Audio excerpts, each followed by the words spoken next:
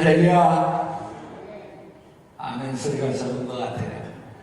할렐루야. 내일은 우리나라 8.15 항복 77주년이 되는 해입니다. 다시는 우리나라가 나라를 빼앗기는 일이 없기를 간절히 소망합니다. 그러면 위해서 우리 대한독립 만세 한번 외쳐볼까요? 제가 대한독립 만세 하면 여러분들은 만세 한번 세 번 이렇게 외쳐주시기 바랍니다. 대한독립 만세!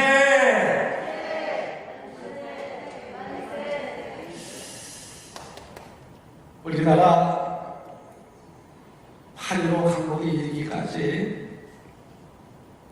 3.1운동이 밑거름이 되었다고 저는 생각을 합니다. 세계 역사상 나라마다 혁명운동이나 민족운동이 많이 일어났으나 이 3.1운동처럼 전 민족이 일치단결하여 걸기한 투쟁사는 일찍이 없었다고 합니다. 그 중심의 세력은 우리 신앙의 선조들이었습니다. 기독교인들이 중심적인 역할을 했다는 것은 이 3.1절 날절부터 보면 우리들이 잘 알 수가 있습니다. 고종 황제의 장례 일정에 맞춰 처음에는 1919년 3월 2일에 거사를 하려고 했습니다. 그런데 그날이 주일이기 때문에 기독교인들이 반대해서 토요일 3월 1일 날 잡았다는 것입니다. 독립선언서 대표만과도 이 기독교가 얼마나 중심적인 역할을 했는지를 우리는 잘 알 수가 있습니다. 독립운동 33인 중 16명이 기독교인세였습니다. 목사 10명, 장로 2명, 전도사 3명, 집사 1명이었습니다.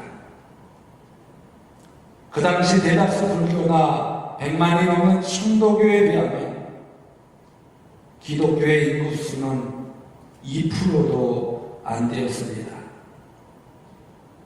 3.1운동이 있기 전 중국에서의 만세운동 준비를 위한 신안 청년단의 조직, 서울과 평양에서의 독립운동을 위한 조직, 일본에서의 28 독립선언 등이 다 기독교인 중심이 되었다고 합니다.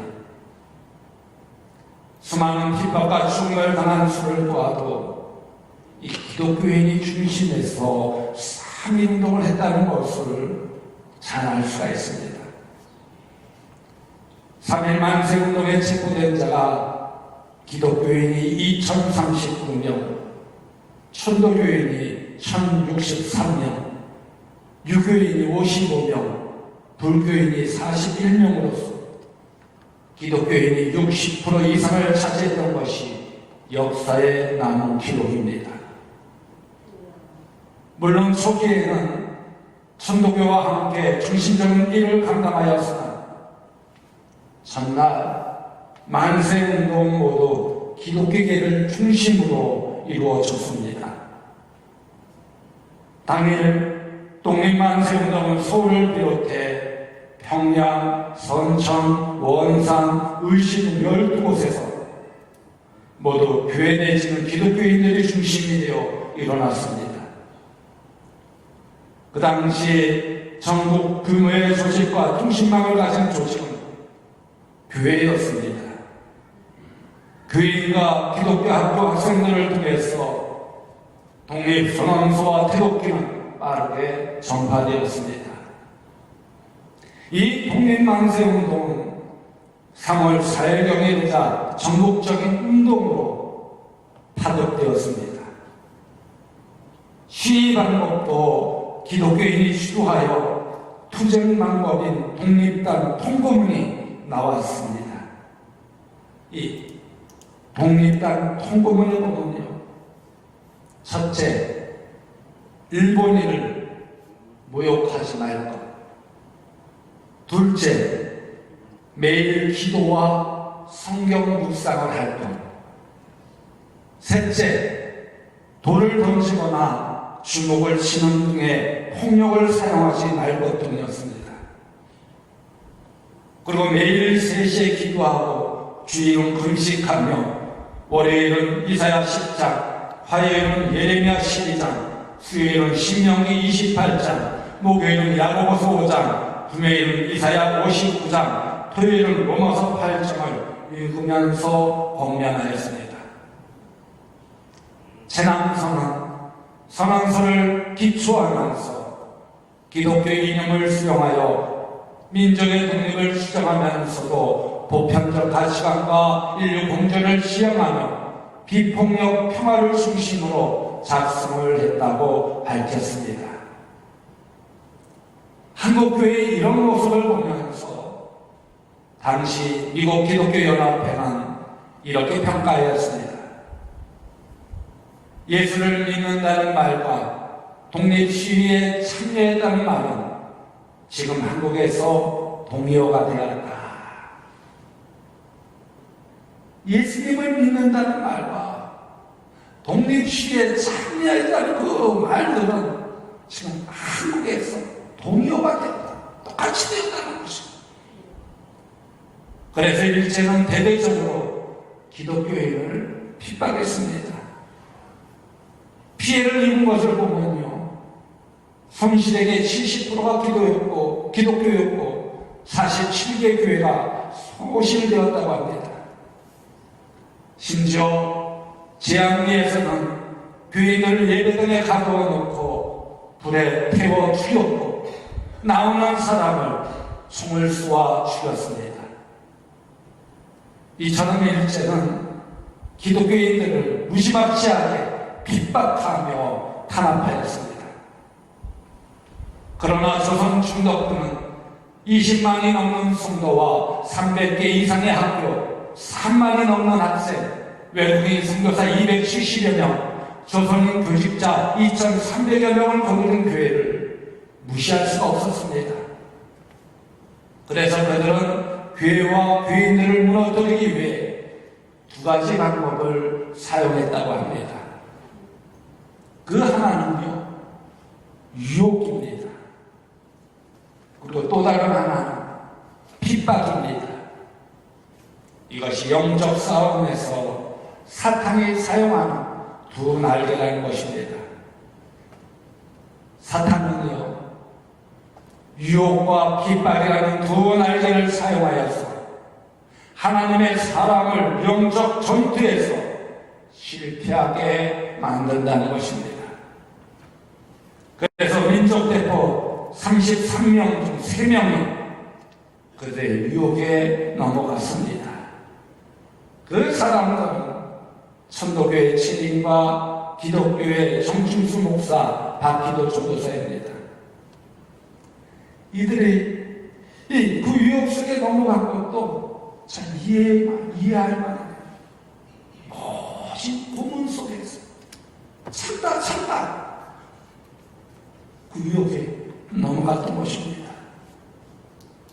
여러분, 사탄은요, 유혹만 하는 것이 아닙니다. 공중권세를 잡은 사탄의 강력한 무기가 있는데 그 무기가 무엇인지 아십니까? 바로 핍박입니다. 그런데 시대마다 하나님을 대적하는 사악한 권력 구조를 통해 이 신앙인들을 학대하고 핍박하고 있습니다. 그러나 시대마다 어떤 핍박에도 끝까지 신앙을 잃지 않고 승리하는 신앙인들이 많이 있다는 것입니다. 신앙의 사랑 도마 안중근 의사도 그 모진 공문 앞에 굴복하지 않고 이렇게 고백했습니다. 내가 죽은 뒤에 나의 뼈를 하얼링 공원 옆에 묻어두었다가 나라를 되찾거든 고국으로 옮겨다. 나는 천국에 가서도 마땅히 우리나라의 독립을 위해 힘쓸 것이다. 대한 독립의 소리가 천국에 들려오면 나는 마땅히 춤추며 만세를 부를 것이다 라고 했습니다. 예수님은 마태복음 5장 10절에 이렇게 말씀하십니다. 의를 위하여 박해를 받은 자는 복이 있나니 천국이 그들의 것이니라 라고 했습니다. 디모데후서 3장 10절의 말씀에 보면 무릇 그리스도 예수 안에서 경건하게 살고자 하는 자는 박해를 받으리라 라고 했습니다.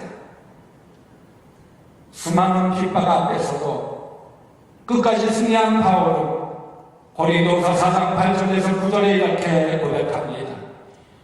우리가 사방으로 우겨쌈을 당하여도 쌓이지 아니하며 답답한 일을 당하여도 낙심하지 아니하며 박해를 받아도 허리가 되지 아니하며 거꾸러뜨림을 당하여도 망하지 아니하고 라고 말씀하셨습니다. 여러분, 우리는 신앙생활하면서도 죽는 날까지 핍박과 싸우며 삽니다. 크고 작은 어떤 핍박 속에서도 우리는 승리하는 신앙인이 되어야 된다는 것입니다. 그러면 어떻게 이 핍박과 싸워 승리할 수 있을까요? 오늘 본문 말씀 중심으로 보면요. 핍박을 받기 전부터 우리는 원칙을 세워야 된다는 거예요.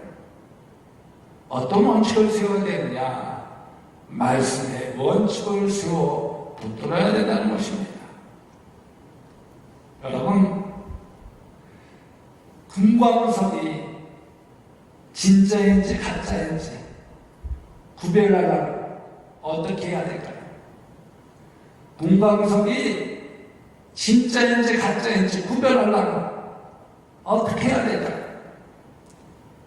용광로에 집어넣어 보면 합니다. 용광로에 들어가 보아야 그 금광석이 진짜인지 가짜인지 알 수가 있다는 것입니다. 어떤 사람이 진짜 신앙인인지 가짜 신앙인인지를 핍박을 받아 보아야 정확히 알 수 있다는 것입니다. 오늘 우리 사모님 기도하셨듯이 베드로가 핍박을 받기 전에는요, 저는 그리스도시여 하나님의 아들이라고 고백했지만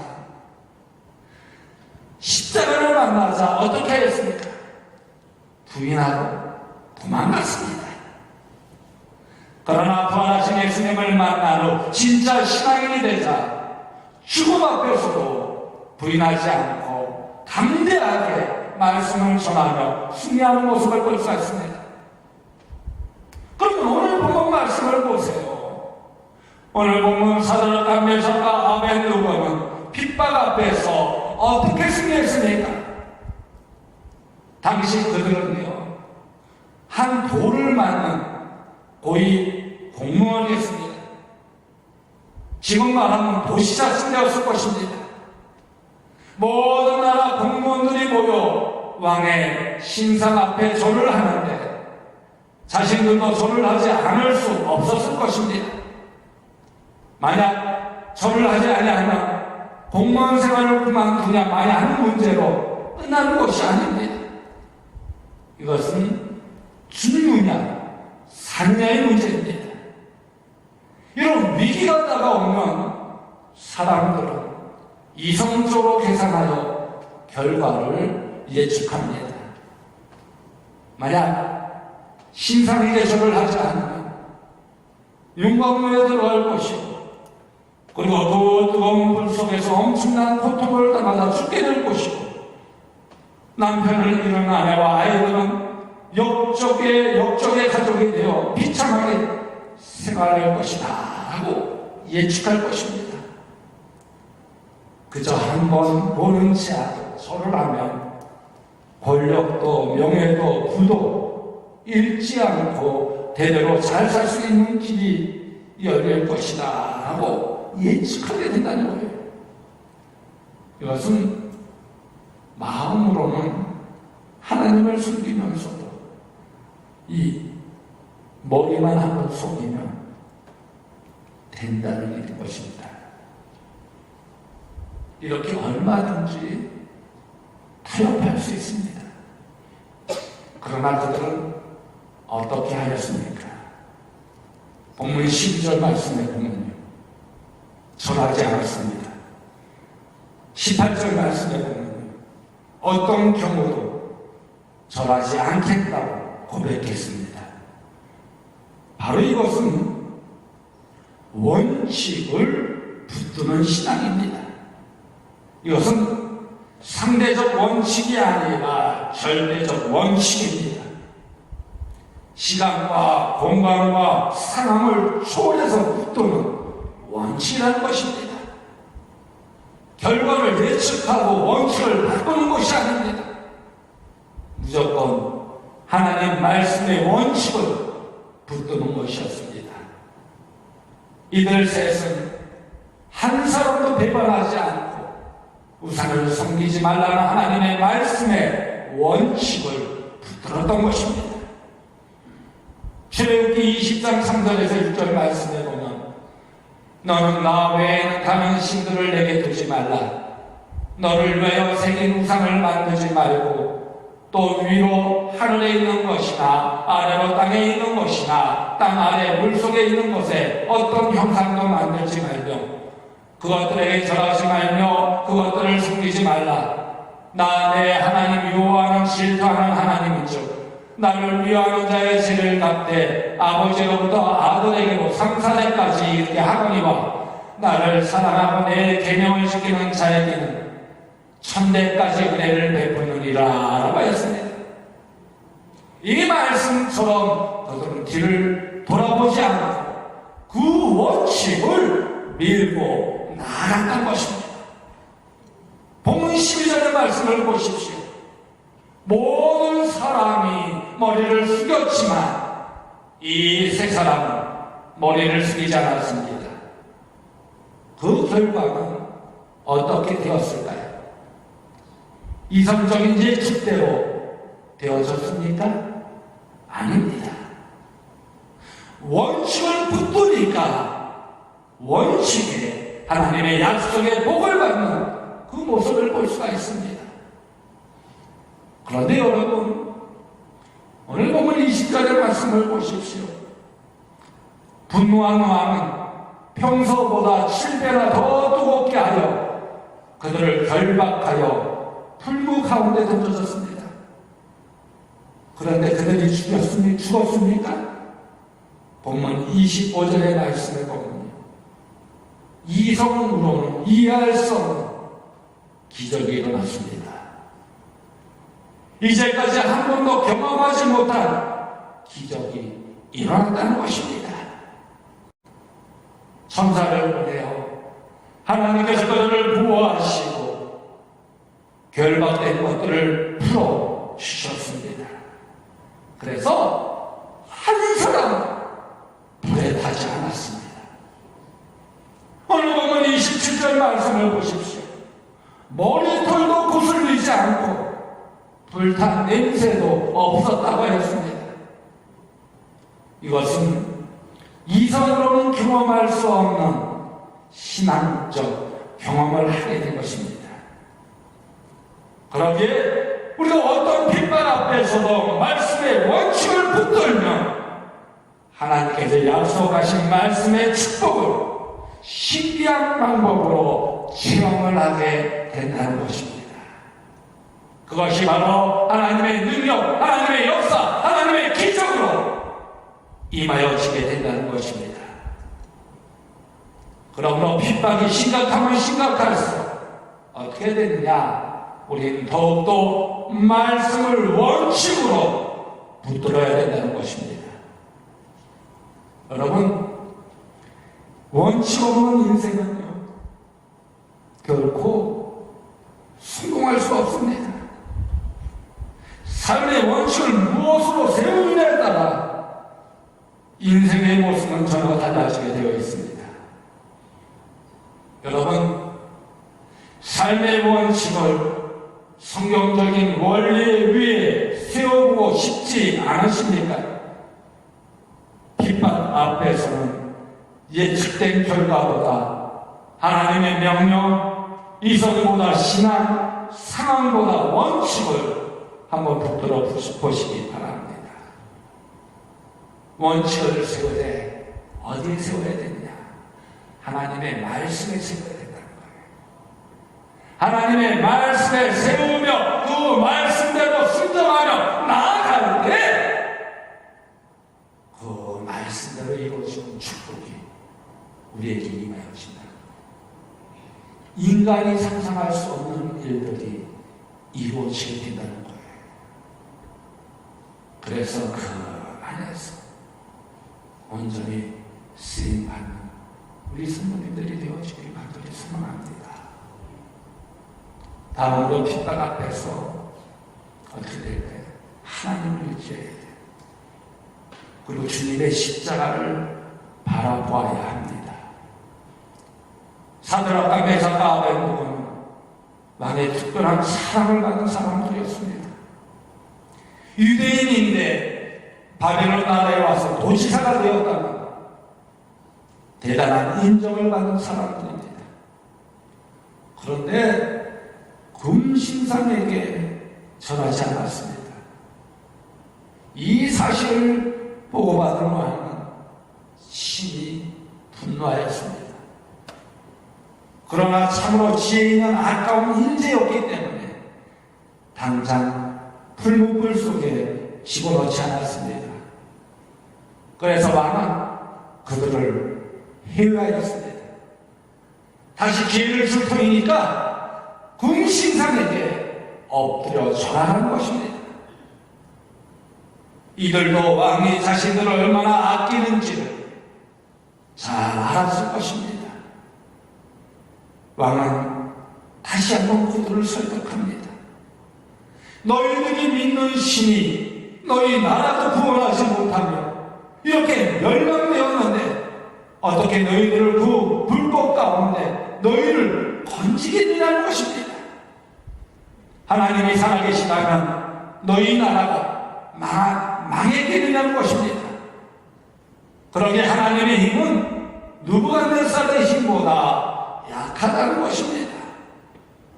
그러니 하나님을 의지하지 말고 인간 느부갓네살을 의지하여 생명도 건지고 명예와 부와 권력을 함께 누리라는 것입니다.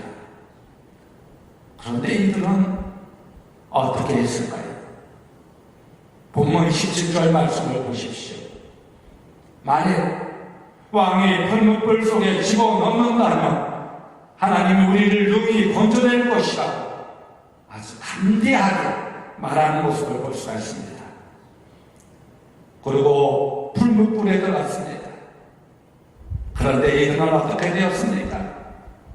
본문 25절의 말씀을 보십시오. 그 풀무불 속에 네 사람이 있는 것입니다. 세 사람이 들어갔는데 네 사람이 있는 거예요.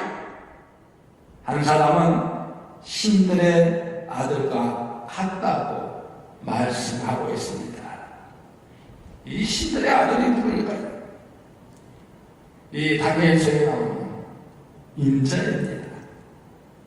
저는 그분이 바로 성자 예수 그리스도라고 저는 믿습니다.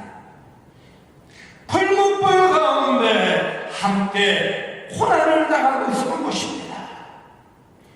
그래서 우리는 핍박을 받으면 우리가 함께 핍박받고 있는 십자가를 생각하면 된다는 거예요. 그 십자가를 생각하며 인내할 때 우리는 반드시 승리함을 얻게 된다는 것입니다. 하나님이신 예수님께서 인간의 몸을 입고 이 땅에 오셔서 수많은 핍박을 받았습니다. 우리가 당하는 핍박은 바로 십자가의 핍박에 비하면 그렇게 큰 것이 아닙니다. 그 결과가 어떻게 되었습니까? 본문 28절 말씀을 보십시오. 느부갓네살 왕이 그들이 믿고 있는 하나님을 찬송하였다고 했습니다. 그리고 본문 29절 말씀에 보면 모든 백성에게 하나님을 조롱하지 못하게 하였습니다. 이것은 오직 구원하실 분은 하나님 한 분밖에 없다는 것을 인정하는 것입니다. 그렇게 오직 하나님의 말씀을 붙들고 주님의 십자가를 바라보며 나아가면 하나님께서 모든 것에 함께해 주십니다. 그 가운데 승리케 하여 주신다는 것입니다. 제가 대학 1학년 때 아주 감동 깊게 읽은 책이 있습니다. 그 책의 제목은 침묵이라는 책입니다. 영화로도 나왔습니다. 앤더스 살프의 침묵이라는 소설인데, 이 책에서 보면요, 박해받는 성도를 바다에 십자가를 서로 묶어 놓았습니다. 이제 밀물대가 되어 물이 점점 차올라 그들은 물속에 잠겨 죽게 되었습니다. 죽어가는 신도를 보면서 화난 신도는 그들을 살려주시기를 하나님께 간절히 기도하였습니다. 그러나 아무런 응답이 없자 왜 하나님은 잠자고 계시냐고 목을 놓아 통곡하며 기도하였습니다. 그때 그의 심경 깊은 곳에 아주 고요한 음성이 들려왔습니다. 나는 침묵하고 있는 것이 아니라 저들의 고통에 동참하고 있는 것이다. 나는 침묵하고 있는 것이 아니라 저들의 고통에 동참하고 있는 것이다. 이 주님의 음성을 듣게 된 거예요. 여러분, 우리가 눈물을 흘릴 때 우리 주님도 눈물을 흘리고 계시다는 사실을 꼭 기억하시기 바랍니다. 우리가 아파할 때에 우리 주님도 아파하고 계시다는 사실을 여러분 꼭 기억하시길 바랍니다. 바울은 그 무수한 핍박을 받으면서도 이 십자가에 받은 고난은 내 육체에 치운다고 고백하는 모습을 볼 수가 있습니다. 그렇게 어떤 핍박이 우리에게 닥쳐온다 할지라도 오직 하나님만을 의지하며 예수님의 십자가를 바라보며 인내하는 가운데 나아갈 때 그 안에서 하나님 뜻을 이루게 된다는 거예요. 승리함을 얻게 된다는 거예요. 하나님의 능력과 하나님의 역사, 하나님의 기적을 체험하게 된다는 것입니다. 그리고 마지막으로 핍박 앞에서 핍박이 끝나면 죽음을 초월하는 예수가 있다는 그 믿음을 가져야 합니다. 사드락과 메삭과 아벤노고는 높은 지위에 있었습니다. 포로로 잡혀왔지만 출세하여 가정을 가지고 있었을 것입니다. 이제 이들은 많은 핍박 앞에서도 선택의 갈림길에 서 있었을 것입니다. 지금의 행복을 위해 금신상에게 절하고 살 것인가? 하나님 앞에서는 내세를 보며 절개를 지킬 것인가 하는 문제입니다. 이때 이 친구들은 어떻게 했습니까? 본문 18절 말씀을 보십시오. 이 본문 18절의 말씀은 이 세 친구의 아주 위대한 신앙 고백입니다. 다 같이 한번 공독해볼까요? 시작. 그렇게 하지 아니하실지라도 왕이여 우리가 왕의 신들을 섬기지도 아니하고 왕이 세우신 금신상에게 절하지도 아니할 줄을 아옵소서. 이 말씀은요, 지금 죽고 고난을 받는다고 할지라도 왕이 세운 군신상에게 절하지 않겠다는 것입니다. 바로 이것은 죽음을 초월한 신앙 고백이었습니다. 이런 신앙이 없으면 극심한 핍박 앞에서 변절하고 굴복하며 실패할 수밖에 없다는 것입니다. 지금 우리는 자유롭게 이렇게 예수님을 믿고 있지만 세계 수많은 사람들은 국가의 권력 앞에서 박해 앞에서 박해 가운데 신앙을 지키지 못하는 사람들이 참으로 많습니다. 1년 사이에 신앙 때문에 9만여 명이 달하는 기독교인들이 죽임을 당하고 있다고 합니다. 이 수는요, 6분의 1명꼴로 순교하고 있다는 거예요. 지금도 전 세계에 걸쳐 6분의 1명씩 죽어가고 있다는 거예요. 신앙 때문에, 예수님을 믿는다는 것 때문에 죽어가고 있다는 거예요. 지금 이 시간, 이 예배 시간에도 죽어가고 있다는 거예요. 여러분, 주기철 목사님 아시죠? 주기철 목사님은 죽음을 각오하고 심사침배를 거부하며 일제 감옥에서 순교하셨습니다. 일제는 감옥에서 주기철 목사님의 신앙과 절개를 꺾기 위해 가족까지 불러놓고 아주 잔인한 고문을 하였습니다. 주기철 목사님은 그 감옥에서 고문을 당할 때마다 주님의 십자가를 바라보았습니다. 그러면서 이렇게 그 핍박과 싸워 이겼습니다.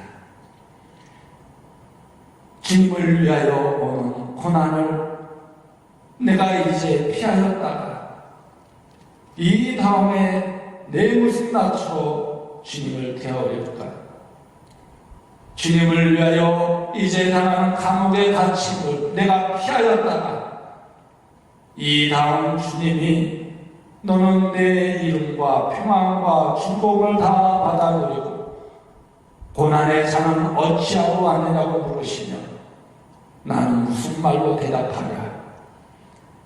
주님을 위하여 오는 십자가를 내가 이제 피하였다가 이 다음에 주님이 너는 내가 준 유일한 유산인 고난의 십자가를 어찌하고 왔느냐고 물으시며 나는 무슨 말로 대답하랴?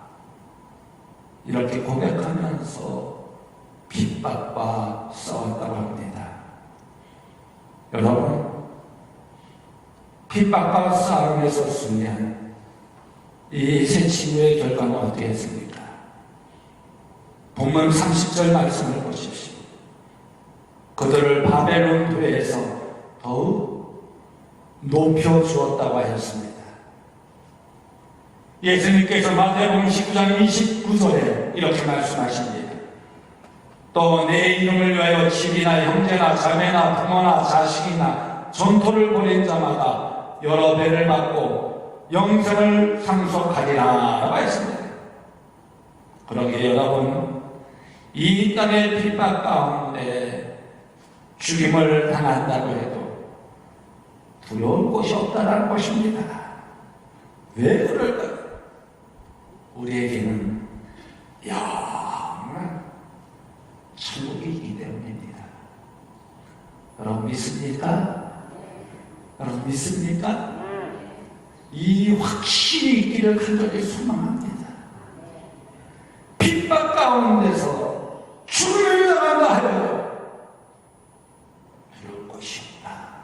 왜? 우리는 영원한 천국에 대한 소망이 있기 때문에 그곳에서 우리 하나님이 잘했다, 충성된 충원 이렇게 칭찬하시는 것이 우리 두려울 곳이 없다는 거예요. 그리고 우리의 눈물을 닦아주실 것이기에 두려울 곳이 없다는 거예요. 여러분, 에스더가 죽으면 죽으리라고 나아갔을 때 그가 죽었습니까? 아닙니다. 왕비의 자리에서 물러나지 않았고 자신과 자신의 백성을 살리는 모습을 볼 수가 있습니다. 예수님 마태복음 10장 28절에 이렇게 말씀하십니다. 몸은 죽어도 영혼은 죽이지 못하는 자들을 두려워하지 말고 오직 몸과 영혼을 능히 지옥에 멸하실 수 있는 이를 두려워하라 라고 했습니다. 그러기에 영원한 천국, 우리 하나님 앞에 서는 나를 바라보는 자는 무서워할 것이 없다는 거예요. 두려워할 것이 없다는 거예요. 하나님은 이 새 친구를 풍문불 가운데에도 천사를 보내어서 보호해 주셨습니다. 그러자 느부갓네살 왕이 그들을 지극히 높은 하나님의 종으로 인정해 주시는 모습을 볼 수가 있습니다. 머리털 하나도 구슬리지 않게 해주셨습니다. 그저 죽지 않을 정도로 대충 목숨만 살려주는 것이 아니라 아주 완벽하게 지켜주시고 보호해 주시는 모습을 볼 수 있습니다. 우리 하나님께서는 이사야 43장 2절에서 3절에 이렇게 말씀하십니다. 내가 물 가운데로 지날 때에 내가 너와 함께 할 것이다. 강을 건널 때에 물이 너를 침몰하지 못할 것이며 내가 불 가운데로 지날 때에 타지도 아니할 것이요 불꽃이 너를 사르지도 못하리니 대저 나는 여호와 내 하나님이요 이스라엘의 거룩한 이요 내 구원자입니다 라고 하셨습니다. 여러분, 그 하나님을 믿고 의지하는 여러분들 되어지길 간절히 소망합니다. 그래서 그 어떤 핍박과 싸워 승리함을 얻는 여러분 되어지길 간절히 소망합니다. 핍박과 싸워 승리하기 위해서는 핍박을 받기 전 어떻게 된다고 했어요? 이 말씀에 원칙을 붙들어야 된다. 또한 핍박을 받으면서 하나님을 의지하며 예수님의 십자가를 바라봐야 된다고 했습니다. 핍박이 끝나는 춤을 초월한 영원한 천국이 있음을 믿어야 된다고 했어요. 그럴 때 우리는 그 핍박과 싸워 승리함을 얻게 될 줄로 믿습니다. 그 안에서 분명 하나님 뜻이 이루어질 줄로